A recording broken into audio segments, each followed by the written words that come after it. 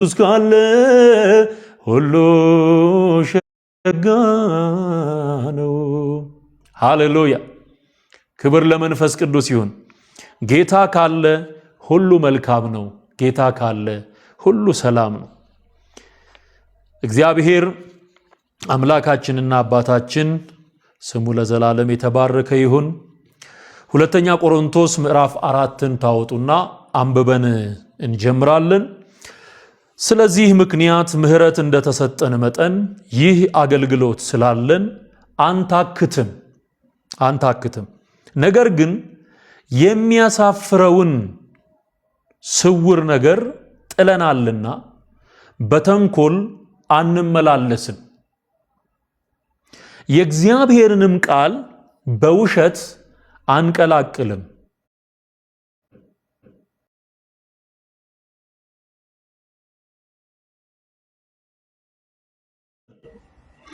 ወንጌላችን የተከደነ ቢሆን እንኳ የተከደነባቸው ለሚጠፉ ነው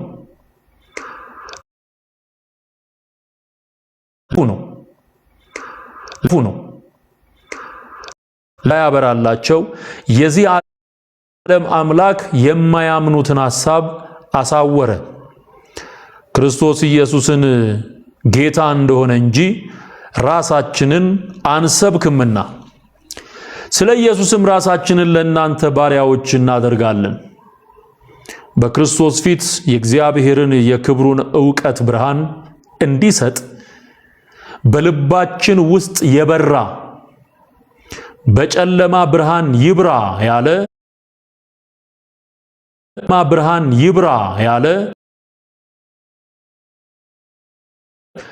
እና የእግዚአብሔር የክብሩ ወንጌል ብርሃን በሸክላ በተመሰለ በእኛ ማንነት ውስጥ የከበረው መዝገብ እንደተቀመጠ ይህም ደግሞ ሊሸቀጥ ሊለወጥ የማይችል እንደሆነ ሐዋርያው ጳውሎስ ቀጥሎ ባሉትም ክፍሎች ውስጥ ያብራራዋል። አንታክትም የሚለው ቃል ቁልፍ ቃል ነው በዚህ ምዕራፍ ውስጥ ማለት ነው። ቆሮንቶስ ምዕራፍ 4 ቁጥር 1 ላይ ታገኙታላችሁ። እንደገና ደግሞ 16ኛው ቁጥር ላይ እንደዚሁ ተጽፎ እናገኛለን። አንታክትም እያለ ይናገራል። በአገልግሎት የመቀጠል ዋስትና በእግዚአብሔር ምህረት መዳን የመጀመሪያው ጉዳይ። ስለዚህ ምክንያት ምህረት እንደተሰጠን መጠን ነው የሚለው። በእግዚአብሔር ምህረት ውስጥ የተገኘ የዘላለም ሕይወት ባለቤት መሆንና ከዳኑ በኋላ ሌሎች እንዲድኑ የተሰጠህን ሚሽን ይዘህ መስራት ሁለተኛው ጉዳይ እንደሆነ ሐዋርያው ጳውሎስ ይናገራል። ስለዚህ ያለመታከት መስራት፣ ለሰዎች ወንጌልን መመስከር፣ የእግዚአብሔር ቃል ምን እንደሚል መንገር፣ ሰው እንዴት እንደሚድን ማወጅ፣ ለዓለም ሕዝብ ሁሉ የሚሆነውን ታላቅ ደስታ የምስራች ኢየሱስን መስበክ የማንታክትበት ጉዳይ እንደሆነ ደጋግሞ ይናገራል። ርዕስ ያደረግነው ቃል ግን በተለይ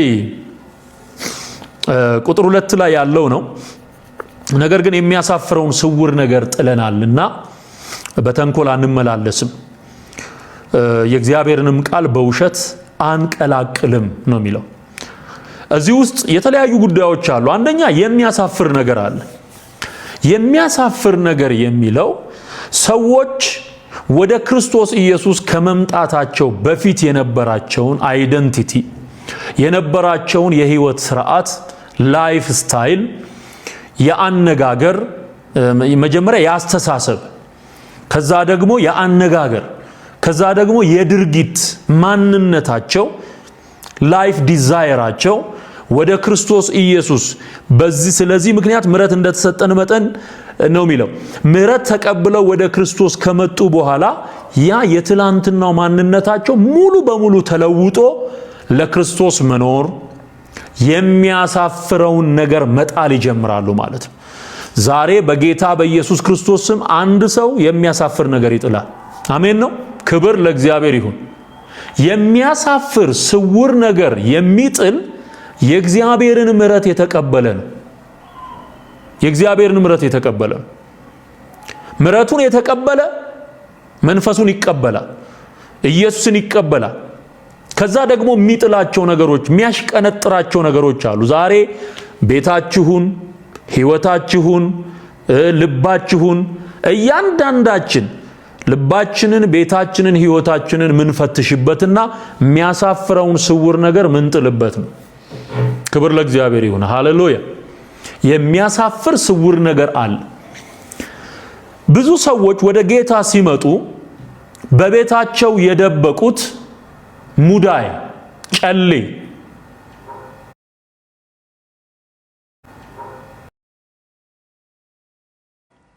ትምክህት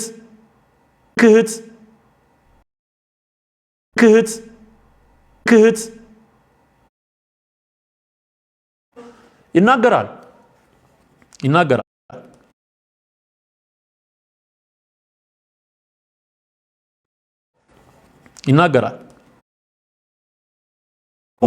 ነገር ሐዋርያው ጳውሎስ እንደ ጉድፍ ቆጥሮታል፣ ጥሎታል ማለት ነው። አንተም አንቺም እኔም ሁላችንም ይሄን መልእክት ምድሰማ በሙሉ ወደ ጌታ ወደ ኢየሱስ ክርስቶስ ስንመጣ ብዙ የጣልናቸው ነገሮች አሉ። ክብር ለእግዚአብሔር ይሁን። በዚህ ቃል መሰረት ደግሞ ያልወደቁ ያልተጣሉ ሌሎች ነገሮችን መጣል እንዳለብን እግዚአብሔር እየነገረን ነው። ወደ ጌታ ያልመጣችሁ ይሄን መልእክት ለመጀመሪያ ጊዜ የምትሰሙ ወገኖች ደግሞ የምትመጡት ወደ ኢየሱስ የምትመጡት እዛው ጸድቃችሁ አይደለም። ትመጡና ምትጥሉትን ራሱ ጌታ ኢየሱስ በሚሰጣችሁ ጸጋ፣ መንፈስ ቅዱስ በሚሰጣችሁ ኃይል ምትጥሉትን ነገር ትጥላላችሁ ማለት ነው። ክብር ለእግዚአብሔር ይሁን።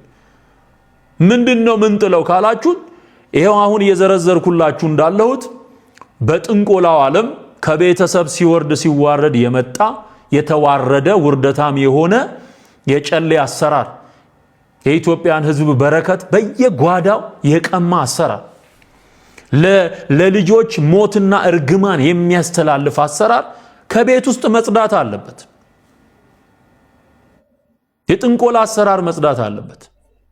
በሃይማኖት ቤት ውስጥ ያላችሁ፣ በድብትርና ዓለም ያለ የድግምት መጽሐፍ ታቅፈ ምትኖር፣ የጥንቆላ መጽሐፍ ታቅፈ ምትኖር ያልተገላገልክ፣ ዛሬም በድግምት የሰዎችን ህይወት በማበላሸት ምትኖር የሐዋርያት ሥራ ምዕራፍ 19 ቁጥር 19 ላይ ብዙ ጠንቋዮችም መጻሕፍቶቻቸውን አቃጠሉ ይላል።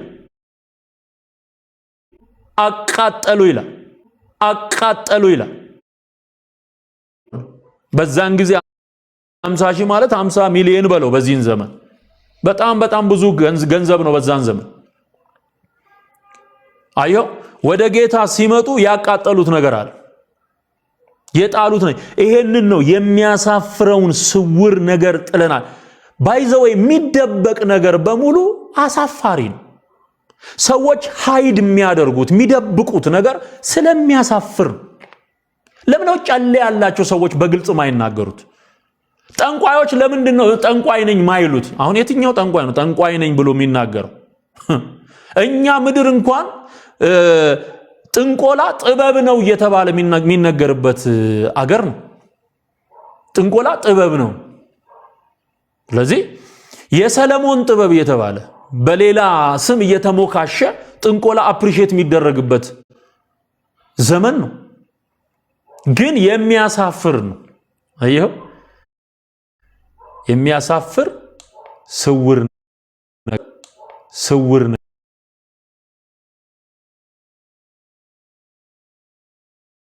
ይላል። የሚያሳፍር ስውር ነገር ነው። ስለዚህ የሚያሳፍረውን ስውር ነገር ጥለናል ሲል ዛሬ ወደ ጌታ እንድትመጣ ጥሪ ሳደርግልህ ወንድሜ እህቴ፣ ይሄን መልእክት የምትሰሙ እናቶች አባቶች፣ ሊገላግላችሁ የሚችለው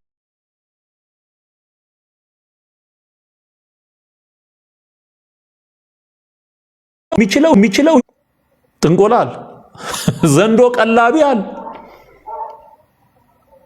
ጅብ ጋላቢያል፣ ለሀብት ተብሎ ለንብረት ተብሎ ለግርማ ሞገስ ተብሎ የሰላቢ አሰራር ውስጥ የገቡ አሉ። ይሄን የሚሰሩት ደግሞ መሪጌታ፣ ደብተራ፣ ቄስ፣ መነኩሴ የሚባሉት ናቸው። ይሄ የተገለጠ በምድራችን ላይ ያለ አደገኛ የጥንቆላ የሟርት አሰራር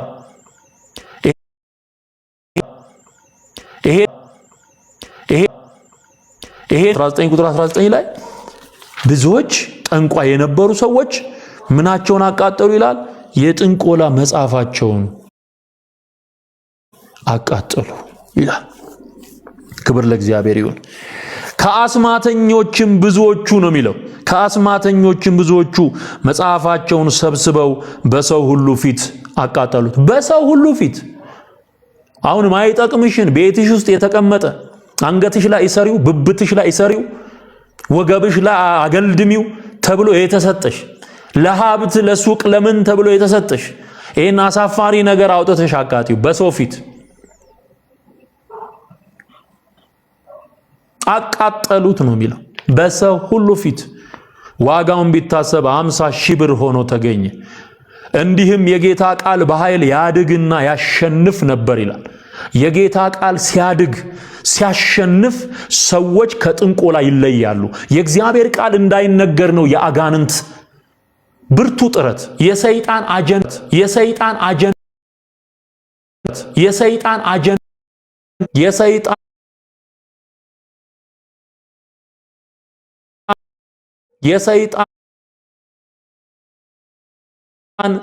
አውጥተው እስኪያቃጥሉ ድረስ እውነትን እንናገራለን ማለት ነው። ለምን?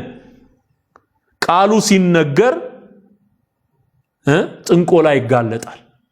የእግዚአብሔር ቃል የጌታ ቃል በኃይል ያድግና ያሸንፍ ነበር ነው የሚለው። የእግዚአብሔር ቃል ሲያድግና ሲያሸንፍ አዮ ጥንቆላ እርቃኑን ነው የሚቀረው። የጥንቆላው ዓለም የሃይማኖተኞች ትብታብ የሚበጣጠሰው ወንጌል ሲነገር ነው። ጠላት ደግሞ አንተንም አንቺንም ወንጌል እንዳትናገሩ የሚያደርጋችሁ ስውር ነገር፣ አሳፋሪው ነገር ከሰዎች ቤት ውስጥ እንዳይወጣ ከዛው ኮተታቸው ጋር እንዲኖሩ ቃል እንዳትናገር ነው የሚፈልገው። አይሳካለትም። የእግዚአብሔርን ቃል ማስቆም አይቻል። ለዚህ ነው እኮ ጳውሎስ የዲያብሎስን ሐሳብ አንስተው ሐሳቡ ምን እንደሆነ ይታወቃል እኮ ይታወቃል። አሁን ለምንድን ነው የምትናገሩት የሚሉ ሰዎች አሉ። የሰይጣን ጉዳይ አስፈጻሚ ደላሎች ናቸው እንደዚህ የሚሉት። ባይዘው ደላሎች፣ የሲኦል ደላሎች፣ የገሃነም ደጆች የነሱ ንግግር ነው። ወንጌል ሲነገር የሚያንገበግበው፣ እውነት ሲገለጥ የሚያንገበግበው፣ ለምን እንዲህ ትላላችሁ፣ ለምን ትናገራላችሁ የሚል ሼር ሆልደር ማለት ተከፋይ ደላላ እና የቢዝነሱ እንትን ተካፋይ ጥቅም ተካፋይ ሼር አለው ማለት ነው።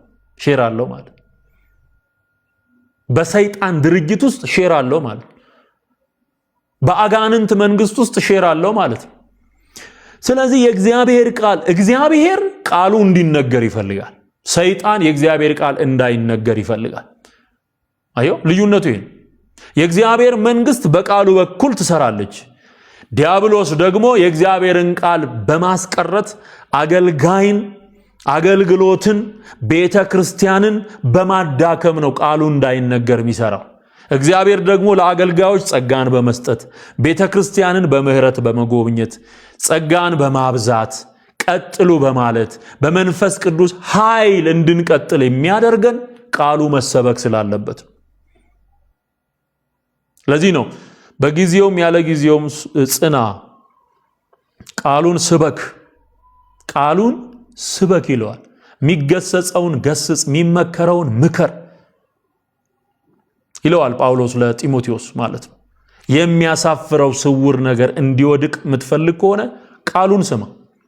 ስለዚህ ጠንቋዮቹ ሐዋርያት ሥራ ምዕራፍ 19 ከቁጥር 19 ላይ ከአስማተኞቹም ብዙዎች መጽሐፋቸውን ሰብስበው በሰው ሁሉ ፊት አቃጠሉት፣ ዋጋው ቢታሰብ 50,000 ብር ሆኖ ተገኘ የሚለው ቃል የሚያሳየው የእግዚአብሔር ቃል ሲሰበክና ሲያድግ ሲያሸንፍ በሰዎች ሕይወት ውስጥ ለውጥ እንደሚመጣ፣ ሰዎች የሚያሳፍረውን ስውር ነገር እንደሚጥሉ ነው። አሁን የእናቴ አባቴ መጽሐፍ ብለሽ ያሽው በቦርሳሽ ይዘሽ የምትዞሪው እንደነ ቱላዳን እንደነ አውደ ነገስት እንደነ ራእየ ማርያም ምናምን የሚባሉ መጽሐፍቶች አዮ በግዕዝ በቀይና በጥቁር ጠልሰም ይዘሽ ምትዞሪ ጠልሰም የእድል ነው ተብሎ ተጽፎ የተሰጠሽ የእድል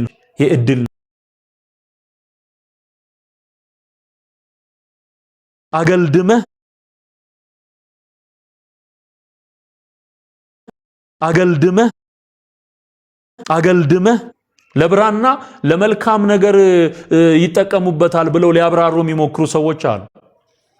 በብራና መጽሐፍ ሲጻፍ እንደኖረ እናውቃለን። ብራናን አይደለም መቃወም። ጠልሰም የአጋንንት ስም በቀጭን ቆዳ ላይ ተጠቅልሎ እሱ ወይ በብብት ወይ በወገብ ላይ አገልድሞ ይዞራሉ። ጭን ላይ ያስራሉ። ጭን ላይ ይሄ አደገኛ የድግምት አሰራር ያጋንንት አሰራር። ይሄንን የምትጥለው ኢየሱስ ሲገባህ የሰው ንብረት ለመቀማት ሰው ላይ አስደግመ ሰላቢ አሰርተ የሰው እድል ለመዝረፍ ገበያ ለመሰብሰብ ብለ ካጋንንት መንግስት ጋር ተስማምተ አስደግመ በጥብጠ የምትደፋው ነገር የተሰጠ ይሄ በሙሉ የሚያሳፍር ስውር ነገር። ይሄ ምን መሆን አለበት? መጣል አለበት። የሚያሳፍረውን ስውር ነገር ጥለናል። አሁን ይሄ ድርጊት። ሌላው ባህሪ ትላንትና ቶሎ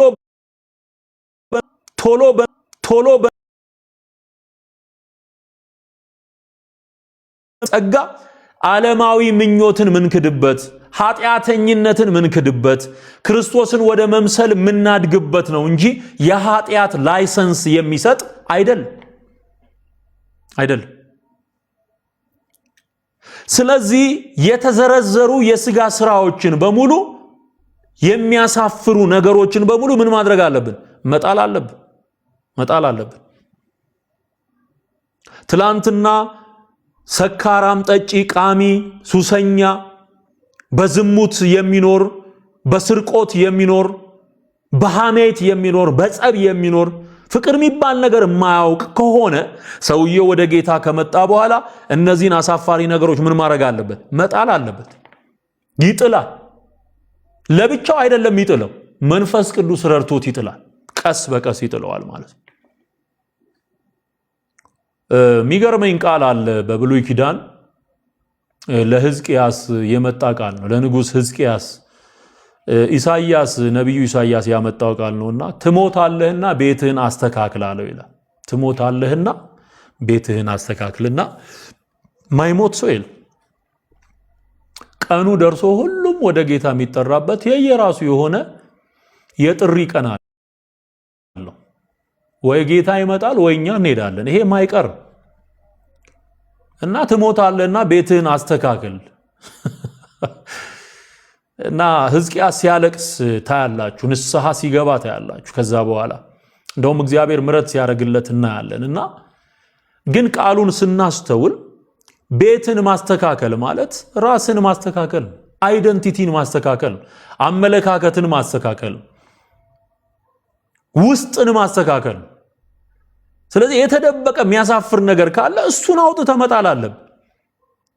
ቤትህን አስተካክል አለው።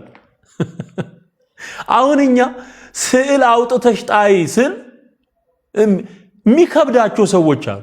እግዚአብሔር የማይወደው ነገር ነው። በቃ የማይወደው ነገር ስውር ነገር፣ አሳፋሪ ነገር ነው። አሳፋሪ ነው።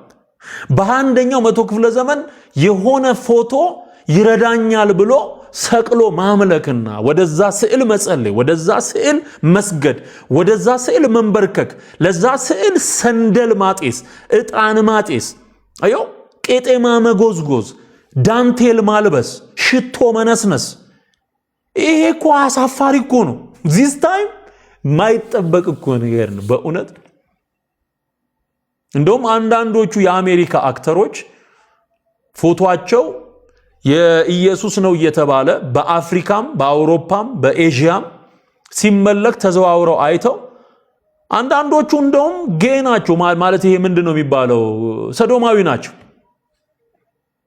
ግን ኢየሱስ ተብሎ ስዕላቸው ተሰቅሎ ይመለካሉ። እና እኔ ክርስቶስ አይደለሁም እያሉ እየተናገሩ እየወጡ እየተናገሩ ኢንተርቪው እየሰጡ ሰዎች እንዲማሩና ከስተታቸው እንዲቆጠቡ እየተናገሩ ነው ያለው። አንዳንዶቹ ክርስቲያን ሆነዋል። ለምሳሌ The Passion of the Christ የሚለው ሙቪ ላይ የኢየሱስን ገጸ ባህሪ የተጫወተው አክተር አሁን ወደ ጌታ መጥቷል። በጣም አስገራሚ የሆነ የህይወት ለውጥ አምጥቷል። ጌታ በሚገርም መንገድ ከዛ ከሙቪው በኋላ ጌታ ኢየሱስ በሚገርም ሁኔታ የለወጠው ሰው ነው። ካቬንዝልን ገብታችሁ ዩቲዩብ ላይ ልታዩት ትችላላችሁ። The Passion of the Christ ይሄ በጣም የሚያሳዝን ሜል ጊብሰን የሚባለው አክተር ፕሮዲዩስ ያደረገው The Passion of the Christ በጣም ብዙዎቻችን ያየነው ሙቪ ነው። ብዙዎች ክርስቶስ ኢየሱስን እንዲወዱ የተደረገላቸውን ውለታ እንዲያውቁ ምክንያት የሆነ ሙቪ ነው። በጣም አስደናቂ ሙቪ ነው፣ ፊልም ነው። እሱን የሰራው ኢየሱስን ሆኖ የተወነው ሰው አሁን አስገራሚ ክርስቲያን ሆኗል። ያኔ ተከፍሎት ነው የሰራው፣ አሁን ግን ተለውጧል። የሚያሳፍሩ ስውር ነገሮች በቤቱ ያሉትን በሙሉ አውጥቶ ጥሏል። እና አንዱ የሚሰቀለው ኢየሱስ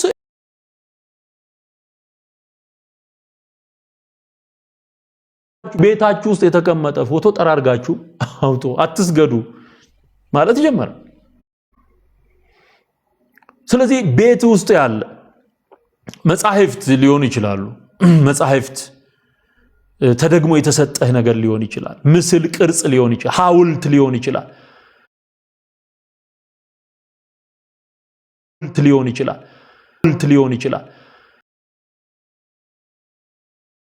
አዮ ሁለት አይነት አይደንቲቲ፣ ሶስት አይነት አይደንቲቲ፣ ቸርች ሌላ ሰው፣ መንገድ ላይ ሌላ ሰው፣ ለብቻ ስትሆን ሌላ ሰው። ይሄ መልቲፕል የሆነ አይደንቲቲ፣ ይሄ መውደቅ ያለበት መጣል ያለበት ነገር ነው። በቃ የሚያሳፍረውን ስውር ነገር ጥለናልና ጳውሎስ ጥለናልና ነው የሚለው። መውደቅ ያለበትን ነገር ከቤት ውስጥ ማውጣት፣ ከአመለካከት ማውጣት፣ ከአይምሮ ማውጣት። በቃ እግዚአብሔር ማይከብርበት ነገር መንፈስ ቅዱስ ከወቀሰ ክርስቲያንም ልትሆን ትችላል። መንፈስ ቅዱስ ሲወቅስ በተናገርከው ነገር ሊሆን ይችላል፣ ባሰብከው ባደረከው ያ ነገር መውጣት አለበት፣ መውደቅ አለበት። እግዚአብሔር ይርዳችሁ፣ ጸጋውን ያብዛላችሁ። መንፈስ ቅዱስ መጣል ያለበትን ነገር ሁሉ ያሳያችሁ፣ ሁሉ ያሳያችሁ። ከእግዚአብሔር ቃል ሲነገር ወለል ብሎ ይታየናል። ይሄ ነገር ለእግዚአብሔር አይመጥንም። እኔ አማኝ ነኝ፣ እኔ የእግዚአብሔር መንግስት ወራሽ ነኝ፣ እኔ ልጁ ነኝ። እኔ የፊትህ ላይ ጸጉርህ ላይ የምታቸው በጣም መጥፎ የሆኑ ነገሮች ካሉ ታነሳለህ፣ ትታጠበዋል። ለምን? ነውር ስለሆነ ሰው ቢያየው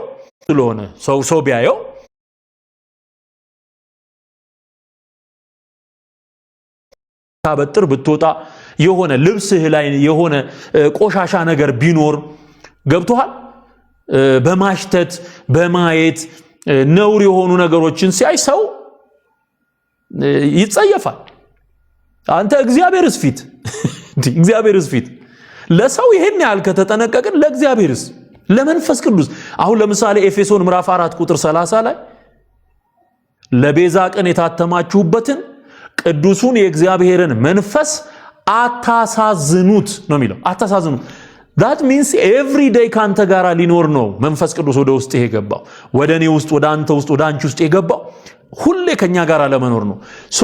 የምንኖረው ኑሮ ውስጥ መንፈስ ቅዱስ ዴይሊ ከኛ ጋር አለ ማለት ነው። ለቤዛ ቀን የታተምንበትን ይህንን ቅዱስ መንፈስ የሚያሳዝን ነገር ማድረግ የለብንም።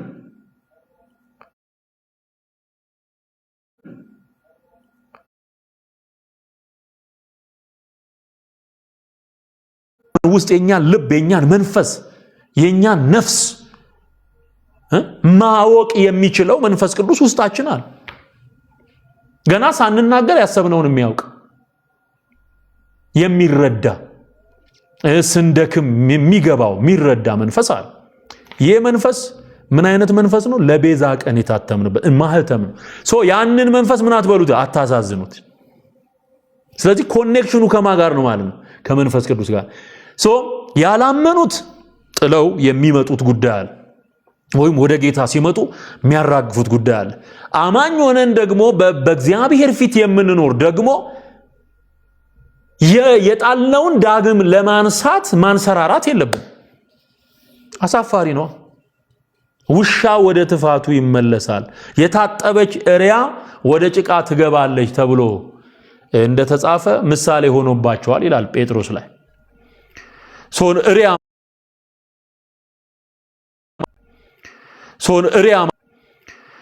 እሪያ መጽሐፍ ከእንደዚህ አይነት ህይወት አማኞች መውጣት እንዳለባቸው ይናገራል። ስለዚህ የሚያሳፍረውን ስውር ነገር ምን ብለናል? ጥለናል።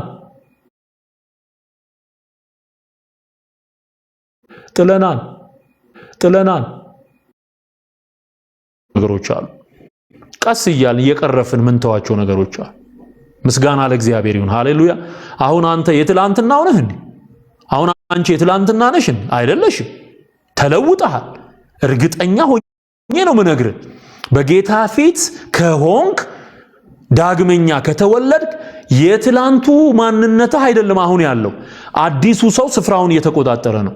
ክራይስት ኢንሳይድ ማይ ሃርት ይሰራል ማለት ነው። ኢንሳይድ ማይ ላይፍ ክራይስት አለ ማለት ነው። መንፈስ ቅዱስ አለ፣ ክርስቶስ አለ። በእኔ ክርስቶስ ሕያው ሆኖ ይኖራል ነው የሚለው። ስለዚህ አንድ አይደለም። የትላንቱ ትዝታውና አሁን ያለው ትዝታው አንድ አይደለም። እዚህ ውስጥ አበበ ካለ የትላንቱ አበበና የዛሬው አበበ ጌታን ተቀብለ ከተለወጥክ በኋላ ዳግመኛ ከተወለድክ በኋላ አንድ አይደለም። ኮስተር ያለ ህይወት ምትገፋ ነው። በቃ ተለውጠሃል። የተለወጡ ነገሮች እንዳሉ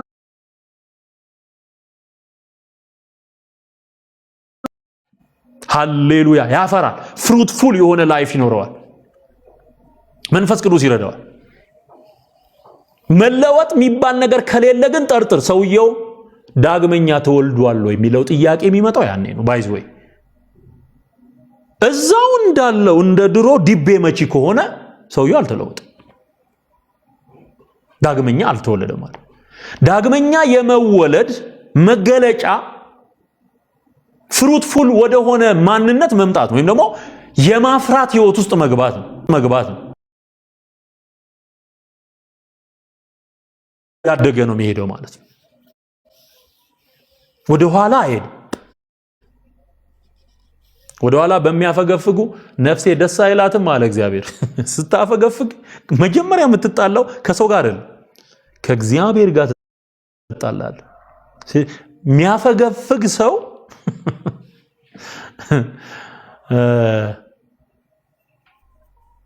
ሰይጣን የሚጫወትበት እሱን እደግመዋለሁ። የሚያፈገፍግ ሰው ሰይጣን የሚጫወትበት የሚያደቀው የሚፈጨው ወደ ኋላ የሚያፈገፍግ ሰው።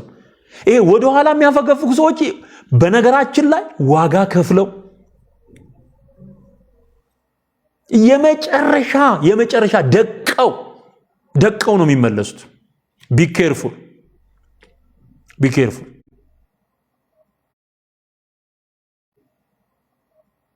ነፍሴ ደስ አይላትም ማለት እግዚአብሔር የሚጸየፈው ነገር ነው። ይሄ አፈግፋጊ ሰንበሌጥ ማንነት ያላቸው ሰዎች በእግዚአብሔር ፊት የተጠላ ነው። ይሄ ባህሪ ባይዞይ ሊስን የተጠላ ነው።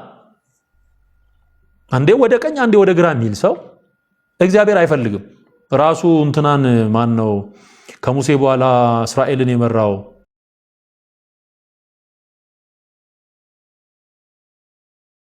ወደ ቀኝም ወደ ግራ አትበል። ወደፊት ብቻ ነው። ዝም ብለህ ወደፊት ወደ ክርስቶስ እንደሄደ ወደፊት ነው የምትሄደው። አሁን ባለፈው በወጣው አልበም ላይ ከዘመርኳቸው መዝሙሮች መካከል አንዱ አልሄድም ወደ ኋላ ከፊት ያለው ጌታ ኢየሱስ አለው መላ የእምነቴ ሐዋርያ ሊቀ ካህን ምከተለው ጀግናዬ ነው ለዘላለም ጀግናዬ ኢየሱስ ዋናዬ መሪዬ የዓይን ማረፊያዬ ሃሌሉያ ከጀርባዬ ያለው ታሪኬን ያወራ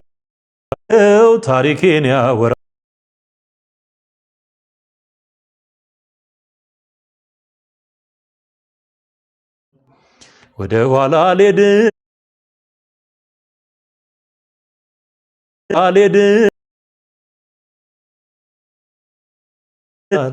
ወደ ኋላ አልሄድም ኢየሱስ ይሻለኛል። አቤት አቤት አቤት አቤት! ወደ ኋላ የሚባል ነገር የለም። በክርስትና ሕይወት ወደፊት ነው የምንጓዘው። ስለዚህ ነፍሴ ወደ ኋላ በሚያፈገፍጉ ደስ አይላትም። እሱ ጥቅስ ዕብራውያን ላይ ያለ ነው። ጥቅሱን ብታነቡት ይጠቅማል ብዬ ስለማስብ ዕብራውያን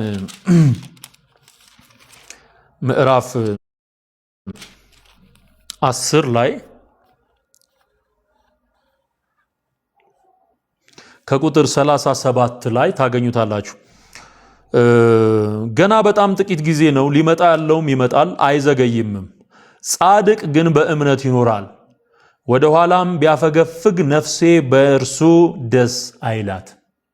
አይው ደስ አይላት። አሁን ይህንን ጥቅስ ስታይ የእግዚአብሔር ፈቃድ ወደፊት ስትሄድ ነው እንጂ ደስታው ወደ ኋላ ስታፈገፍግ አይደለም። ስታፈገፍግ ጸብ ነው ከጌታ ጋር አይወድም። ኢቭን ከትንሣኤው በኋላ ሐዋርያቱ ጋር መጥቶ ወደ አሳ ማጥመድ እኮ ተመልሰው ነበረ ሰዎቹ። በጣም እኮ የሚገርም እኮ ነው። ሰው እኮ በጣም የሚገርም ፍጡር ነው ወገኖቼ። ከትንሣኤው በኋላ ወደ አሳ ማስገር እነ ጴጥሮስ ዘወር ብለው ነበር። ጌታ መጥቶ እንደገና እኮ ነው ነገሮችን ያስተካከለ። እንደገና ሰው አስቸጋሪ ነው። ግን ጌታ የሚከብረው እንዴት ባለ ፐርሰናሊቲ ነው ስትል ማንነትህ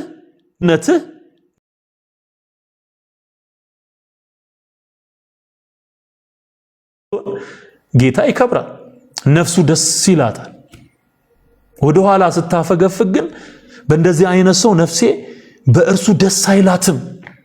የእግዚአብሔር ያዝንብሃል ማለት ነው። ከዛ ምን አለ ጳውሎስ ቁጥር 39 ላይ እዛ ዕብራውያን ምዕራፍ 10 ቁጥር 39 ላይ እኛ ግን ነፍሳቸውን ሊያድኑ ከሚያምኑት ነን እንጂ ወደ ጥፋት ከሚያፈገፍጉ አይደለንም። ወደፊት ነው የምንጓዘው ነው ያለ። ስለዚህ ስውር ነገር የሚያሳፍር ነገር ተጥሎ እንደገና ያንን ለማንሳት ወደ ኋላ እንዳትመለስ። ትዝ ሚል ከሆነ የትላንትናው ነገር ወደ ኋላ ልትመለስ የሚያምር ከሆነ በቃ ድቀት ውስጥ ነው የምትገባው።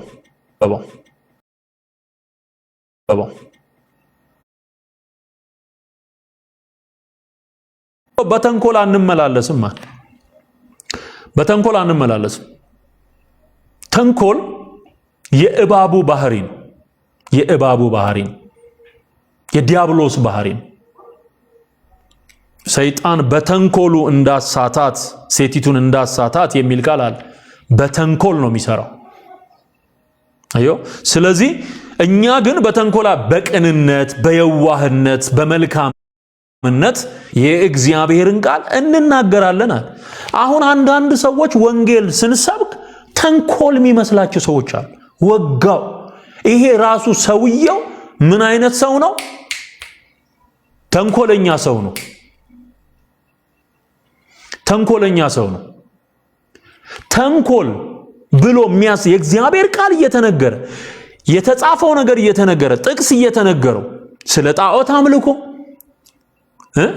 ስለ ታቦት በለው ማርያም ስለወለደቻቸው ልጆች በለው ስለ ዮሴፍና ስለ ማርያም መጽሐፍ ቅዱስ ላይ ያለ መዳን በማን እንደሆነ አማላጅ ማን እንደሆነ የመላእክትን አገልግሎት በሚመለከት መጽሐፍ ቅዱስ የሚናገረውን እውነት እየነገርናቸው ተንኮል የሚመስላቸው ሰዎች አሉ። What's wrong with you? እንዴ የእግዚአብሔር ቃል በተንኮል አይነገርም እንዴ? ነውር እኮ ነው። በተንኮል አንመላለስም። ሰዎች እንዲድኑ ወንጌልን እውነትን ከመናገር ውጪ በልቤ ውስጥ ምንም አይነት ተንኮል የለም። በሕያው እግዚአብሔር ፊት ነው የምናገረው።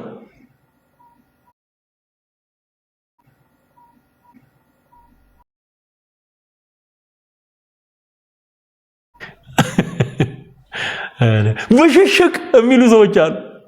ወጋውልህ ብሽሽቅ። ይሄ የበሸቀው የዲያብሎስ ስፒሪት የተጠናወተው አመለካከትና አስተሳሰብ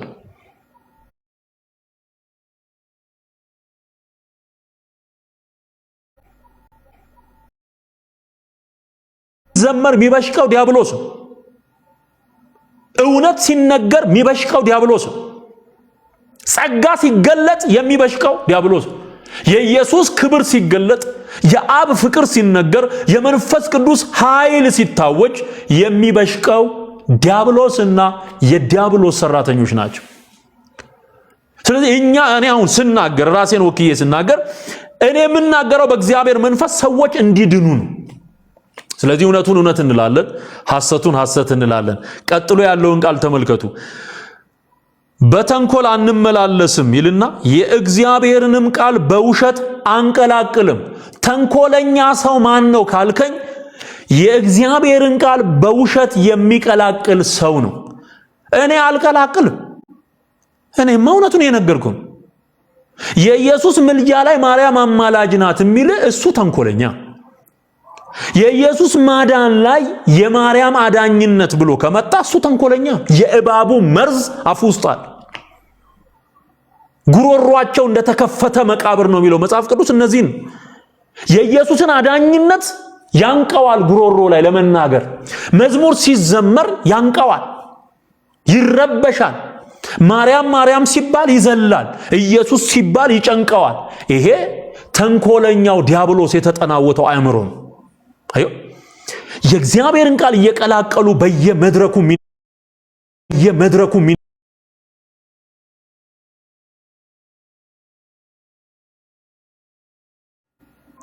ይሄማ እኔ ምነግርህማ ጽድት ያለ ወንጌል ኢየሱስ ብቻውን ያድናል። የተሰቀለልህ ብቻውን የሞተልህ ያንን መራራ ጽዋ ይጠጣልህ ለአንተ። ታዲያ ማን ያድናል ልበልህ? ከኢየሱስ ውጪ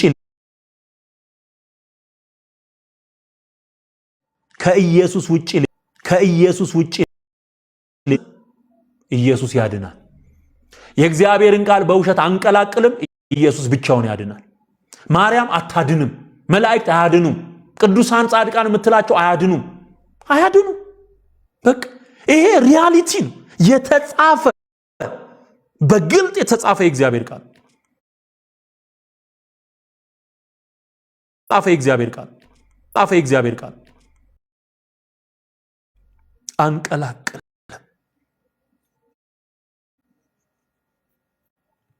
በውሸት የእግዚአብሔር ቃል እንዴ! አሁን ተመልከት። ሰሞኑን ያቀረብኩላችሁ የነዘበነ ትምህርት የነ ገብረ ኪዳን የሚባለው ትምህርት ሊቃውንትና የሚባሉት ወጥተው የሚናገሩት ውሸት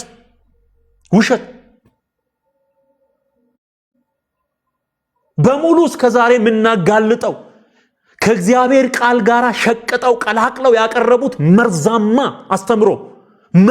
አስተምሮ የአጋንንት ትምህርት በውሸት የእግዚአብሔርን ቃል እኛ አንቀላቅል።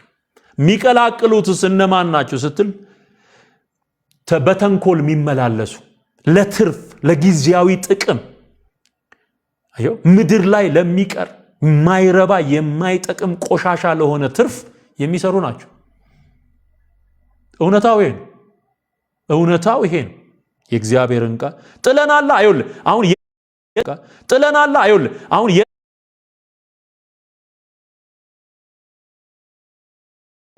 ጥሏል። እዛ ጋር የሚያሳፍረውን ጥሏል።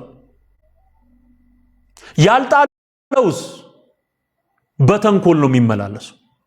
አልጣለማ ገና ብዙ መጣል ያለበት ነገር አለ። አልተገላገለም። ጥንቆላ ውስጥ ነው፣ ሟርት ውስጥ ነው፣ ድግምት ውስጥ ነው፣ ውሸት ውስጥ ነው፣ ግብዝነት ውስጥ ነው። ዓለም ክብር በምትለው ነገር ውስጥ ተወትፎ ነው የሚኖረው። በሰፉለት ቀሚስ ልክ ነው የሚያወራው።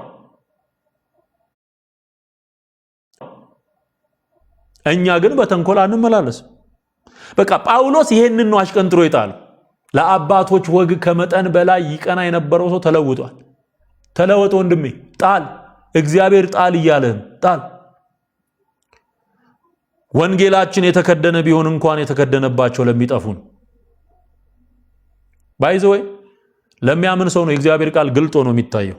ፈቃደኛ ሆኖ የእግዚአብሔርን ቃል ለመስማት እሺ ለሚል ሰው የእግዚአብሔር ቃል ግልጥ ነው። ወንጌሉ ግልጥ ነው። ካልሆነስ የተከደነ ነው። ብራዘር ሲልድ ነው። ዝም ብሎ ቢያነበው ያፈጣል እንጂ አይገባው። ቅን ልብ ኖሮት ትሁት ልብ ኖሮት እግዚአብሔር እንዲረዳው ጸልዮ ቢያነበው በእምነት ክርስቶስ ኢየሱስን ተቀብሎ ቢያነበው ይበራለታል፣ ይገለጥለታል። የተከደነባቸው ለማያምኑ ነው። ግልጽ ነው። አሁን አማኝ ሲያነበው መዳን በሌላ በማንም የለም እንድንበት ዘንድ የሚገባን ለሰው ልጆች የተሰጠ ስም ከሰማይ በታች ሌላ የለምና። የሐዋርያ ሥራ ምዕራፍ በጣም ቀላል ነው። ማንም የለም ነው የሚለው አይደል? መዳን በሌላ በማንም የለም አማርኛ ነው አይደል? ይኸውልህ አማኝ ሆነ ስታነበው ግልጽ፣ ሌላ መድኃኒት የለም። ቆይ እኔ አንዳንዴ እግዚአብሔር ምስክሬ ነው፣ በጣም ነው የምደነቀው። ምን አይነት ጨለማ ነው እግዚአብሔር ከአእምሯችን ላይ ያነሳው።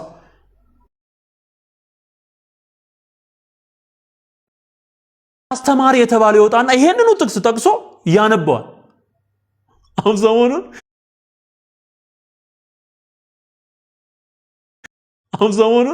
ሰሞኑን ለጴንጤ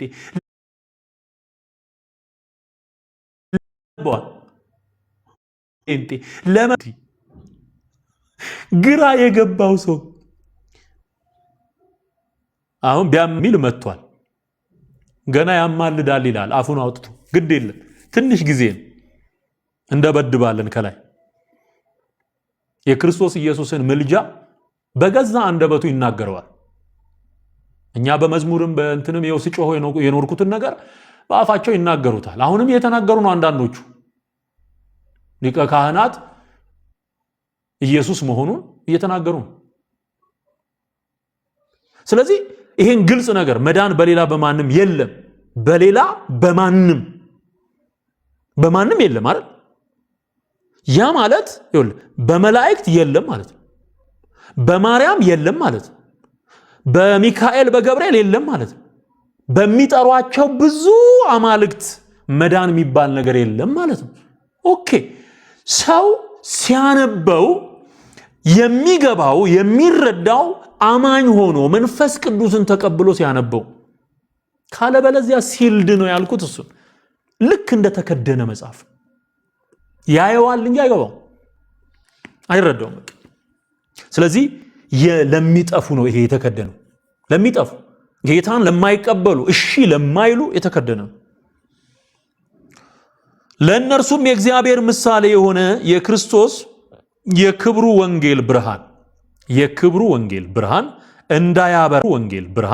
እንዳያበራ ያሳውራል። ለምን? መጀመሪያውኑ ለማመን ፈቃደኛ አይደሉም፣ ለመለወጥ ፈቃደኛ አይደሉም። ለመስማት ፍቃደኛ አይደሉም። ይሳደባሉ፣ ይዝታሉ፣ ይወራጫሉ፣ ሃይማኖተኛ የሆነ ስሜታቸውን ያስተጋባሉ። ስለዚህ ሰይጣን ምን ያደርጋል? የባሰ ድቅድቅ ጨለማ ውስጥ ይከታቸዋል ማለት ነው። አሳወረ ማለት ሐሳብ ማሳወር ማለት ልብን ማደንደን፣ ልብን ማሳወር፣ እንዳያስተውሉ መጋረድ፣ እልህኞች ሆኖ እንዲቀጥሉ ማድረግ። አዮ ጨለማው ምን ይሆናል ማለት ነው? ራሱን አፕግሬድ እያደረገ ይሄዳል ማለት ወደሚዳሰስ ጨለማ ውስጥ ይገባሉ። ያሳውራል። በስጋ ዕውሮች ብትሆኑ ኃጢአት ባልሆነባችሁ ነበር አለ ጌታ ኢየሱስ በዮሐንስ ወንጌል ምዕራፍ 9 ላይ መዝጊያው ላይ። ነገር ግን እናያላችሁ ትላላችሁ፣ እናያለን ትላላችሁ፣ ነገር ግን ጨለማ በእናንተ ውስጥ አለ፣ አታዩም፣ አትመለከቱም ይላችኋል። እስቲ ላውጣላችሁና ላንብብ። እናያለን ትላላችሁ፣ ነገር ግን ዕውርነታችሁ ሚታይ ነው አላቸው። በግልጽ ሚታይ ነው። ይሄ ዕውሩ ሰው ከተፈወሰ በኋላ ሊከሱት መተው ያላችሁ የተናገራችሁ ማንን ለማለት ፈልገ ነው? እኛን ነው ዕውር የምትለው አሉት። ኢየሱስም አላቸው ዕውሮችስ ብትሆኑ ኃጢአት ባልሆነባችሁ። በስጋ መታወር ኃጢአት አይደለም፣ የአካል መጉደል ኃጢአት ባልሆነባችሁ ነበር። አሁን ግን እናያለን ትላላችሁ፣ ኃጢአታችሁ ይኖራል። ስለዚህ ኃጢአት ኢየሱስን አለማመን ነው። አለማመናችሁ ዕውርነት ነው። ከዕውርነታችሁ ጋር ነው እየኖራችሁ ያለ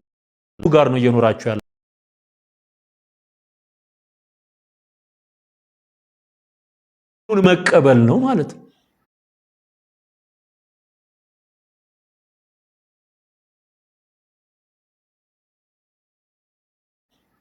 ይልሃል መጥቶ 4 አይና ነኝ ይልሃል። እነሱም ተስማምተው 4 አይና ሊቃውንት ይሉሃል። 4 አይና ስትሰማው አንድም አይን የለው ዕውር ነው ይላል መጽሐፍ። ኢየሱስ የሌለው ዕውር ነው። መንፈሳዊ ብላይንድ ከቁጥር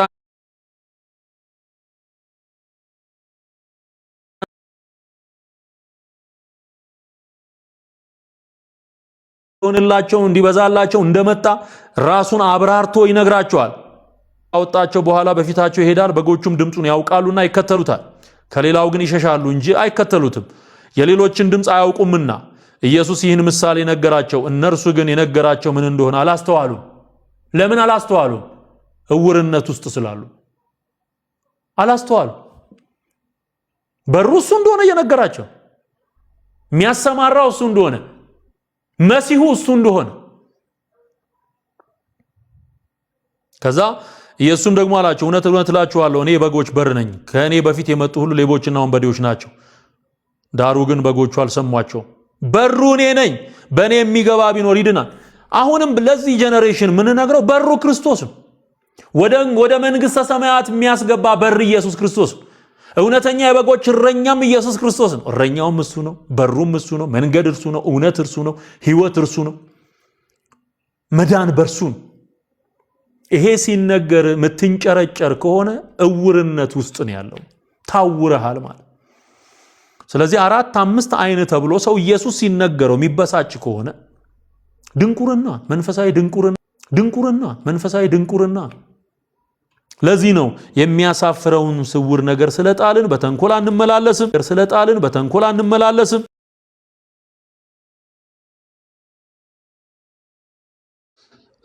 የማያምኑትን ሐሳብ አሳወረ።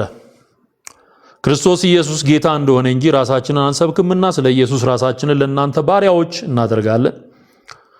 ይሄ ያለውን ሜንታሊቲ ማይንድ ሴቱን ነው የጳውሎስ አመለካከት። ባሪያ አድርጎ ራሱን ለክርስቶስ ብሎ ለሚያገለግላቸው እንደ ባሪያ ነው የሚሰራው ማለት ነው። የሰርቫንት ሊደርሺፕ የሚመራቸውን አብያተ ክርስቲያናት እንደ ክርስቶስ ሆኖ ነው እግር ያጠበ እንዳሳያቸው ልክ በዛ ስፒሪት ነው የሚያገለግለውና ስለ ኢየሱስ ለራሳችንን ለእናንተ ባሪያዎች እናደርጋለን። በክርስቶስ ፊት የእግዚአብሔር የክብሩን ዕውቀት ብርሃን እንዲሰጥ በልባችን ውስጥ የበራ ይላል። ሃሌሉያ። አሁን እኔ በርቶልኛል፣ ኢየሱስ በርቶልኛል። አብ ካልገለጠለት በቀር ኢየሱስን የሚያውቅ የለም። ኢየሱስ ካልነገረው በቀር ካልገለጠለት በቀር ወልድን አብ ካልገለጠለት በቀር ወልድን የሚረዳ ማንም የለም። መንፈስ ቅዱስንም እንደዛ። ስለዚህ በርቶልን ነው። በጨለማ ብርሃን ይብራ ያለ እግዚአብሔር ነውና፣ አየው፣ በጨለማ ብርሃን ይብራ ያለ ማን ነው? እግዚአብሔር ነው። በትዝታው ላይ ብርሃን ይብራ ያለው እግዚአብሔር ነው። በአንተ ላይ ብርሃን ይብራ ያለው እግዚአብሔር ነው። በአንቺ ላይ ብርሃን ይብራ ያለው እግዚአብሔር ነው። ስለዚህ ስውር ነገር፣ የሚያሳፍር ነገር ጣሉ። ያድኑኛል ብላችሁ የያዛችኋቸውን አማልክት ጣሉ። ጣል በጌታ በኢየሱስ ስም ይውደቅ። የአማልክት መዓት ከምድራችን ላይ ይጠረግ በጌታ በኢየሱስ ስም። መጣል ያለብህን ጣል። እግዚአብሔር በነገረን መሰረት ይሄንን መጣል የምትፈልጉት ጥንቆላን የሚያሳፍረውን ነገር በሙሉ የዘረዘርናቸውን ነገሮች መጣል የምትፈልጉ ጌታ ኢየሱስን መቀበል የምትፈልጉ ሁሉ አሁን ወደ ጌታ ወደ ኢየሱስ እንድትመጡ ጥሬን አቀርባለሁኝ። አንድ ቁጥር ጻፉልኝ። ጌታን መቀበል የምትፈልጉ ስማችሁን ይዤ ጸልየን እናበቃለን። ጌታን መቀበል የምትፈልጉ ወዳጆቼ በሰማችሁት መሰረት ይሄ የወንጌል ብርሃን የበራላችሁ ያወቃችሁ የገባችሁ በሙሉ ኑ ወደ ጌታ ወደ ኢየሱስ። ኢየሱስ ለዘላለም ጌታ ነው። ኢየሱስ ያድናል። እሺ አንድ ቁጥር ብቻ በቃ እኔ ከኃጢአት ከዚህ ዓለም አሰራር ከዲያብሎስ ግዞት ውስጥ መውጣት እፈልጋለሁ፣ መጣል እፈልጋለሁ። ማይረባ ማይጠቅም ማንነት መጣል እፈልጋለሁ። ከአይምሮዬ ከእጄ ከቤቴ መጣል እፈልጋለሁ ምትሉ ኑ ወደ ኢየሱስ። ኢየሱስ ያስጥልሃል። ሃሌሉያ። ያቺ ሴት ውሃ ልትቀዳ ወደ ያዕቆብ ጉድጓድ መታ ማንነቷን ሲነግራት እንስራዋን ትታ ጉዴን የነገረኝን ኑ ስሙት ብላ ወደ ኢየሱስ የከተማውን ሕዝብ በሙሉ ሰብስባ እንደመጣች ኢየሱስ ማንነቱን ሲያብራራልህ ያደረከውን ሁሉ ሲነግርህ የምትጥለው ብዙ ነገር አለ። ከዛ ወንጌል አንስተህ ትሮጣል። የቀመስኩትን ቅመሱ ትላል።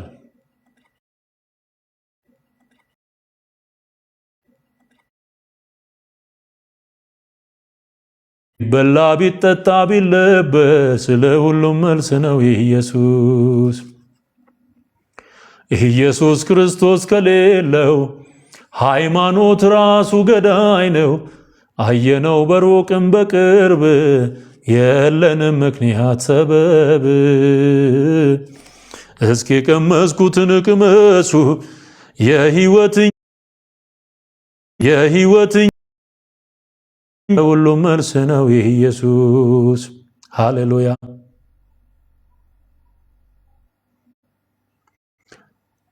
እንትናን አመነው ቀይረን ሌላውን እንኳን እኛ ራሱን ማዳን ያልቻለውን ሰርቶ አላሳየ ሁሉ ቃላባዬ።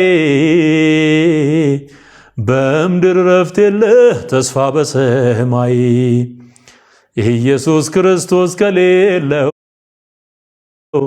ተድላና ገንዘብም ገዳይ ነው። አየነው በሩቅም በቅርብ የለንም ምክንያት ሰበብ። እስኪ ቀመስኩትን ቅመሱ የሕይወት እንጀራ ነው እሱ። ቢበላ ቢጠጣ ቢለበስ ለሁሉም መልስ ነው ኢየሱስ። ሃሌሉያ። ኢየሱስ መልስ ነው። የጥያቄዎች ሁሉ መልስ ኢየሱስ ነው። ክብር ለጌታ ይሁን። አርፍ ይሆናል ብሎ ተስፋ የሰነቀ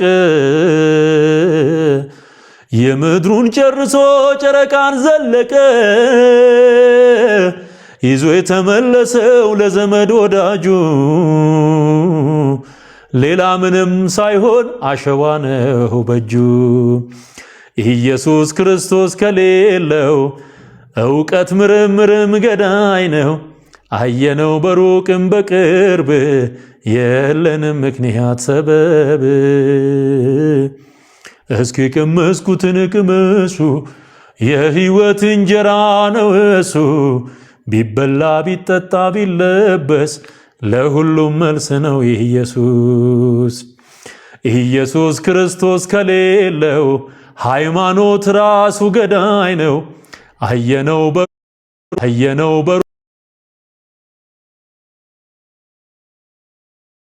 ቅመሱት የሕይወት እንጀራ ነው እሱ። ቢበላ ቢጠጣ ቢለበስ ለሁሉም መልስ ነው ኢየሱስ። ሃሌሉያ!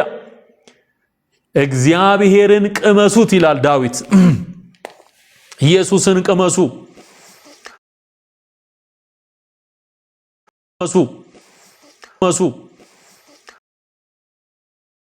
እንዳትፈሩ፣ ማንንም እንዳትፈሩ። ያንተን ኑሮ የሚኖርልህ ማንም የለም።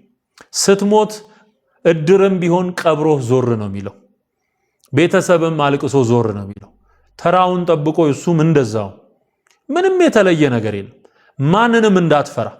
ሰውን መፍራት ወጥመድን ያመጣል ይላል መጽሐፍ። አትፍሪ። ሚያኖርህ ክርስቶስ፣ ሚያኖርሽ ክርስቶስ። አሜን። ሰው በማጣት ቢሞት ኖሮ እኔ ነበርኩኝ ምሞተው መጀመሪያ። ሃሌሉያ! አረ ኢየሱስ ጌታ ነው። ክብር ለኢየሱስ ይሁን። ሰው በማጣት ቢሞት ኖሮ እኔ ጌታን የተቀበልኩ ጊዜ የሰው ሽታ ነው የጠፋ። ሰው ብቻ የሰው ሽታ። ወንድሜ ስትቆይ ሰው ይሰበሰባል። ሰው ይሰበሰባል፣ ይመጣል። እግዚአብሔር ካንተ ጋር ይሁን እንጂ እንኳን አይደለም ጎረቤት ከተማ ይሰጣል፣ አገር ይሰጣል። ለኢየሱስ ክብር ይሁን። ውይ ሃሌሉያ! ማንንም እንዳትሰማ፣ ማንንም እንዳትፈራ። ሰው ምን ያደርገኛል አለ ጳውሎስ በዕብራውያን ምዕራፍ 13 ላይ። ሰው ምን ያደርገኛል? ያንተ ኑሮ የሚኖርልህ ማንም የለም። እንጀራ የሚቆርስልህ ማንም የለም።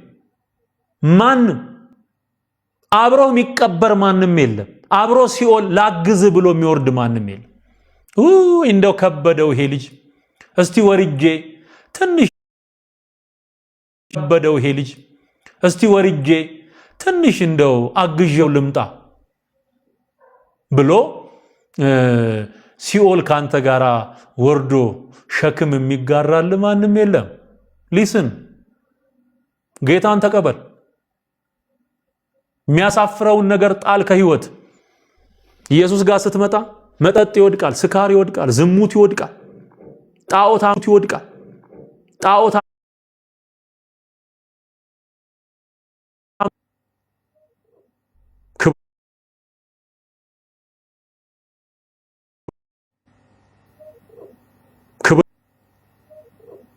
ክብር። ሃሌሉያ ሃሌሉያ ሃሌሉያ! ኢየሱስ ጌታ ነው።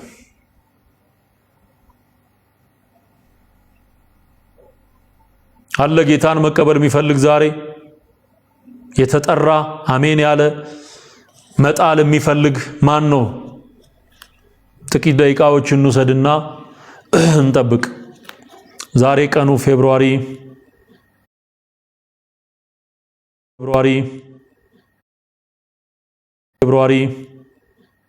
2026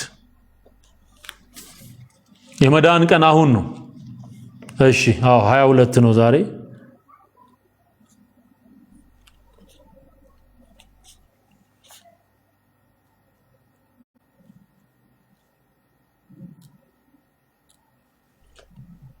ወደ ጌታ ወደ ኢየሱስ መምጣት የምትፈልጉ ወገኖች ካላችሁ በሩ ክፍት ነው። ኢየሱስ ያድናል። መዳን በሌላ በማንም የለም የለም የለም።